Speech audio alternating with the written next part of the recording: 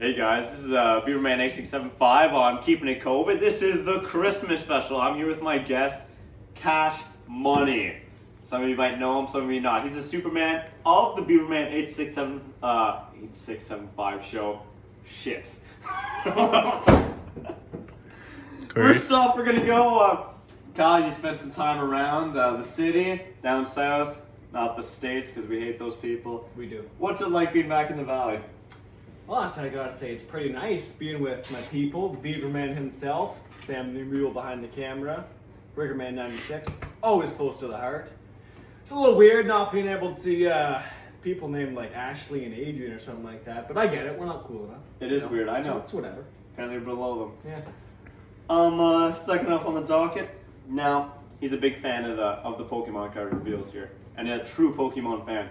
So I want to ask you, what are your fave 3 Pokemon and your worst 3 Pokemon? I'll start off to get the ball rolling. Fuck. Favorite Pokemon? This is just nostalgia, sorry. Poliwrath. Love him so much. First gen. Hated Pokemon? Anything after Gen 3. That's for you, Snake. Kyle, for you. Poliwrath, I can respect the Gen 1 for sure. Top Pokemon's gotta be Charizard. I mean, your boy Charizard. Let's hear in the comments for Charizard, come on. After that, I'm sorry, but Infernape, Gen 4 for the win. Yeah, fuck yeah, Infernape's for real. Fighting Fire, it's so good, people. You have to get that fire fighting type. It's so good. And third favorite, I don't know, probably like a Grovyle. Your boy Ash Ketchum, yeah, he had a Grovyle. He's pretty cool with that guy. Evolved into a Sceptile, like a loser, but I don't know, can't judge Ash. 3 least favorite, top of that list, gotta be Clink. Any fan of the Beaverman show knows Clink. That's real support. You suck. You're a bad Pokemon. You're literally a Magnemite, but worse. Just wow, that's actually a good reference. That's a very good reference. You know, it's bad. Second, Clues my Noon. You don't even evolve. I get it. Plus, negative, like Proton, whatever. Just bad. Just no. Don't do that. Bad. And third, probably back to Gen 1. Jinx, you suck. You're the worst Pokemon in Gen 1. Just bad. Totally agree with that one. Not good. Cash Money. What is, since it is a Christmas special, what is your favorite Christmas movie? Christmas movie. That's tough. You know, I'm inclined to say Die Hard off the start, but when you really sit back, when you really think about Christmas movies, I don't know. Christmas Story is pretty good. The Christmas Carol, you know? Like, there's a lot of versions. I just saw the one with, what's his name? I should remember. What's his name? One of the versions. I'd never seen it. It was with a mainstream actor. It sucked. It wasn't as good as the original, all I'm gonna say. Christmas Carol, though, best Christmas movie. There's nothing wrong with that, especially when you mentioned Die Hard in there. Okay, Kyle. Now, we've already asked this to one of our clients on here. I should say guests, not clients. That's weird. We're being paid, right? No. How do you feel about the fruit? The fruit? All right. On the whole, the fruit, it's greasy. It's bad. You know, like, it might be able to turn out the odd good person, but you could say that about anywhere. But when you really look back at it, it's a lot of lights, a lot of grease. End of story. Speaking about grease, but not a lot of lights, how many kids do you think are in Brendan's basement? That is the $1 million question. It's gotta be plus 10, right? Like, we're easily in double digits. Plus 10. I've had a lot of answers over plus 10. What do you think, though? No more than 20, right? No, can't be more than 20. I'm saying 12 to 15 on the safe side. 12 to 15. That's, you know what? That's actually a pretty fair guess. Now, getting into the younger generation. I know you're a big fan of Yu-Gi-Oh! No offense. I am. I don't mean that offensive at all. Would you like to talk about maybe a favorite deck you have for playing Yu-Gi-Oh? That's true. I mean, when you're throwing shade at Yu-Gi-Oh, Cam George himself, he was the original fucking opposition here. So he's the one who taught me all I know. But best deck, I mean, Pen best deck. All my fans out there for Trift Gaming, you already know. Pen best deck. Unbeatable. End of story. All right. Going on. Now, a lot of people are getting the Nintendo Switches.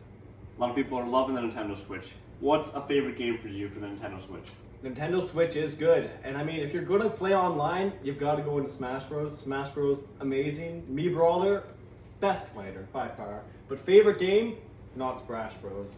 If you answer that question with anything less than Breath of the Wild, you are a square. That is the end of the story. Really, those were actually both really good answers, and we can have a fight about that in the comments between me and my 7 followers. Now, going on to this, big D&D fan here, huge D&D player, Cash Money. I also play with them, so I get to see a lot of his antics. Now, we're going to go into what would be, if you had to pick, what is your favorite race and what is your favorite class? They don't have to coincide, they can just be separate. That's fair. And I mean, I try to pull some wool over your eyes and say anything else than elf, but you know, I've played like 20,000 elves, probably. Close, approaching 20,000 elves. They're good, I don't know. Dexterity, better than strength. You heard it here first, folks. And favorite class? Fighter, but strength-based fighter, because fuck dex-based fighters. That's actually a really good question. I'm trying to dex-based. It's weird, right? Yeah, it's really different. It's a lot different. Yeah, it's like intimidation. It's how do you do that without muscles? It's especially since dex, I find, is a very overplayed statistic. It is in D&D in it's a general. very pussy statistic as well, right? Because you get out a lot of shit with dex. Yeah, no, I actually agree with you 100%. If I could go on with the D&D a bit here more, now, what's one thing you like about, so we've played with Scott Hamilton for about 3 years. We've played for about, Ryan Felski starting off his own thing now, so doing great. And Adrian Woodfine, who's had a couple one-shots and expanded into a D&D world. What's something you kind of love about each of their, because they're a lot different in styles, because I've had the pleasure of playing for all 3 of them. That's true. It's weird. I always comment on that and say, it's weird. If I ever play D&D without Beaverman, am I really playing D&D? It's a good question. The answer is no. Now, for Scott, or Star-Lord, as you out there might know him, I would say his campaign, the realism, the actual getting down to it like, oh shit, do I have food and water for tomorrow? It's amazing. It brings you into it. It's like, I could die from something that isn't a sword getting stuck into me. Adrian's, I don't know, it's great. He encapsulates what you want in a very short campaign. It's tough. I don't know if you remember my very short summer campaign. It's very tough to get, and it sucked, right? I can't believe I didn't bring that up. It's good. You don't have to, right? But it's really tough to get what you want into a short storyline that's concise and like exciting and different. It's tough. Adrian, beautiful. You are a master at that. Very well done. And Ryan, we're just getting into your next campaign. Loving it so far and loving playing with newer characters. Can I say it? My God, I forgot how fun it is for people to just go off and be like, I'm gonna do that. I'm gonna do that because I want to. It really is. Not gonna lie, it's just something. It's so freeing. Unpredictability, and amazing. it's nice. It is the fun. I love it. I would not trade it for anything. Now we're gonna get into a little bit of realism here, folks. Now you've got the have the pleasure of going up north. Now I want to ask you, what's the thing you love about being up north up there? Because I know a lot of people love it, and they just keep asking me. It is. It's an exciting time. Anyone who gets up there, if they don't say they love it, they're lying.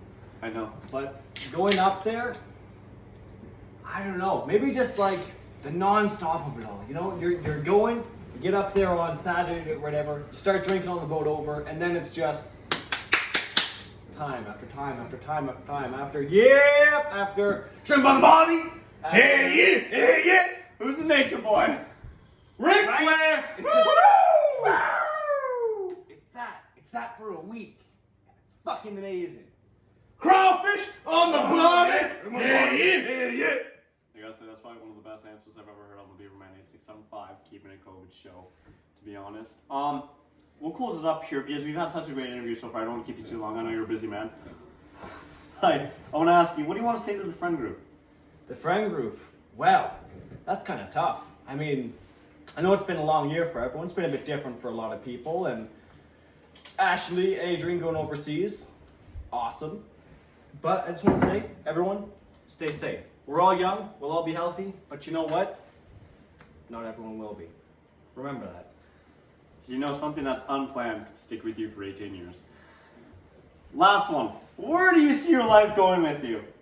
Ooh, in the future? That's good. Sorry, that's an important one. No, that's good. That's very good. Loving the respiratory therapy thing. Honestly, as you guys know, been bouncing around in a while, right? University, biology degree. But then I feel, what do I want to do? I see this respiratory therapy. COVID hits. That was kind of weird, good to be honest. Getting a respiratory therapy, then COVID hitting, that was weird. But you know what? Got a job after that, career, got great pay. Things looking up. That's great to hear that you are enjoying something that you're going to be doing for probably the rest of your life. Maybe not, but it's something you get into love. Anyways, folks, we're going to end that interview here with I'm Beaverman8675, your boy, and that's my guest, Cash Money. And stay tuned for more interviews here coming up in the future. Keep it going.